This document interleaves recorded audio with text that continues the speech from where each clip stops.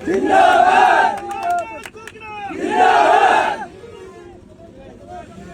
पहले गार्डवाला के स्टॉल पर आज अनिश्चितकालीन धरने का 10वां दिन है।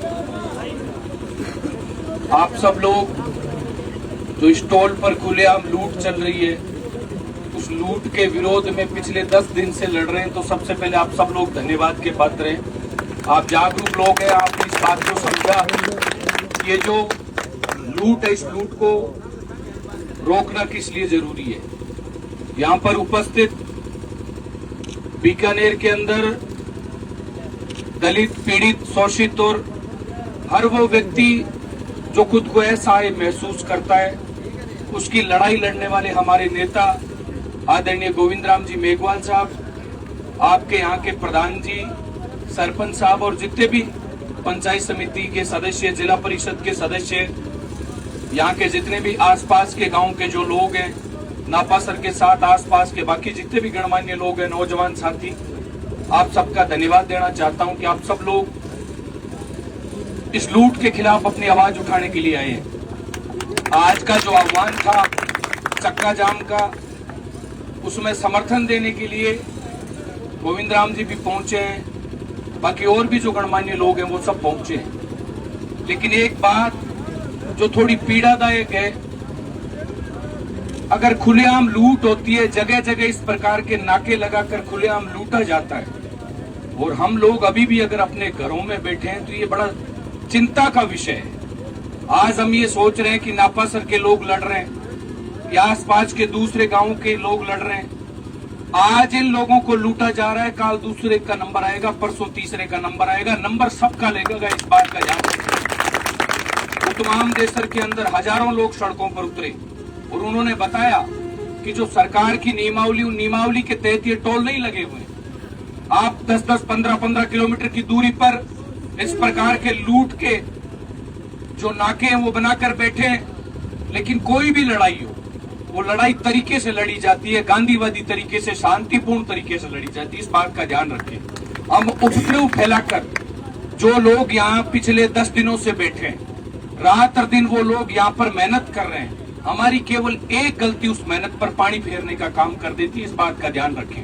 इसलिए संयमित रहना बहुत जरूरी है। जो आह्वान हो, जो अगुवा लोग हैं, जिन लोगों पर आपने विश्वास जताया इस लड़ाई का, वो लोग जो निर्णय ले, उस निर्णय के अनुसार हम सब लोगों को चलना है। दूसरा, रास्ते से जो गाड़ियां गुजर रही है, जो साधन गुजर रहे हैं, उन साधनों को हमें किसी भी प्रकार से बाधित नहीं करना है, उन लोगों को परेशान नहीं करना, इस बात का भी ध्यान रखें। दूसरा, मैं एक निवेदन करना चाहता हूं। आज का आह्वान था चक्का जाम का। आज कम से कम हजारों लोग सड़कों पर होते, तब ये संदेश और बेहतर जाता कि लोगों के अंदर गुस्सा किस स्तर का है।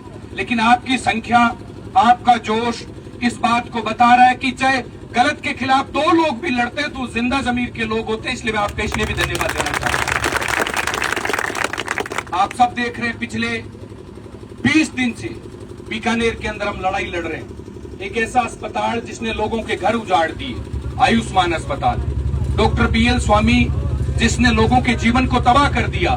25-25 साल के नौजवानों को केवल चंद रुपयों के लालच में उनके स्टंट लगाकर उनके जीवन को बेकार कर दिया। इसलिए हमने संकल्प लिया कि ऐसे लोगों को हम जड़ से उखाड़ कर फेंकेंगे और उनकी जगह अस्पताल के अंदर नहीं, पेड़ों के अंदर। इसलिए मैं निवेदन करता हूं, उस लड़ाई के अंदर भी आप सब लोग मदद करें, सहयोग करें। और इस धरने के अंदर जो निर्णय अगुवा लोग बैठे हैं, गोविंद राम जी बैठे हैं, प्रधान जी बैठे हैं, सरपंच साहब बैठे हैं, बाकी जितने भी गणमान्य लोग हैं, वो जो निर्णय लेंगे, हमें उन निर्णयों की पालना करनी है। और मैं तो एक विश्वास दिलाता हूं, आपका जो भी आह्वान होगा, उस आह्वान के अंदर सबसे आगे खड़े रहेंगे। आपको विश्वास दिलाकर जाना चाहता हूं, इस बात में कमी नहीं आने देंगे। लेकिन ज्यादा से ज्यादा लोगों को जागरूक करना पड़ेगा। 40 किलोमीटर की अगर इनकी नियमावली है, तो 15-15 किलोमीटर पर लूट के ये जो नाके बनाए हुए हैं, प्रशासन से मेरा निवेदन है कि जेसीबीयां लगाकर इन नाकों को उखाड़ ले, नहीं तो किसान उखाड़ के खेत ले जाके गाय भैंसों से सुरक्षा के लिए काम में लेंगे। ये मनमर्जियां चल रही है। लेकिन ये हालात क्यों बन रहे हैं? जब ये सड़क बनी, जब ये टोल बन रहे थे, हम लोग उस समय बोलते तो आज ये नाके शुरू नहीं होते। हम उस समय अपने घरों के अंदर बैठे थे, हम उस समय चुप रहे। जिस समय इन नाकों का निर्माण शुरू हुआ उस समय इन ईंटों को उखाड़ कर खेत में ले जाते तो आज ये नाके नहीं बनते। लेकिन हालात क्यों बने? हम लोग चुप रहे। और अगर ये चल गए, 12 महीने चल गए, तो इनको रोकने के लिए हम लोगों को बहुत मेहनत करनी पड़ेगी। नापासर, मूंडसर, सिंथड़, बेड़ासर, सूरत सिंहपुरा, आसपास के जितने भी गांव हैं, मेरा उन सबसे निवेदन है आप सब लोग बढ़ चढ़ के इस लड़ाई में मदद करें। ये लड़ाई केवल नापासर के लोगों की नहीं है, ये लड़ाई आसपास के उन 20 गांवों की है जिनको लूटा जा रहा है खुलेआम। और वो पैसे कोई अमल डोडा बेच के कमाए हुए पैसे नहीं है, लोगों ने मेहनत कर करके पैसे कमाए हैं। एक किसान 8 महीने अपना हाथ जमीन पर रगड़ता है, अपना शरीर रगड़ता है, तब जाकर चंद पैसे कमाता है अपने परिवार को चलाने के लिए। उस मेहनत की कमाई को लूटा जाए तो हम घरों पे नहीं बैठेंगे, यह आपको बताने का काम करना है। नौजवानों से मैं निवेदन करना चाहता हूं, आप 2-5 दिन तक अपनी पढ़ाई छोड़कर, अपना काम छोड़कर इन लूट के नाकों को उखाड़ने के लिए सबसे आगे खड़े रहें। ये बताएं इन लोगों को कि अगर खुलेआम लूटा जाएगा तो हम लोग चुप नहीं रहेंगे। मैं 2 लाइनें बोल के, भगत सिंह जी ने जो बात कही, जो गलत करता है वो उसके बराबर दोषी वो व्यक्ति है जो गलत सहन करता है।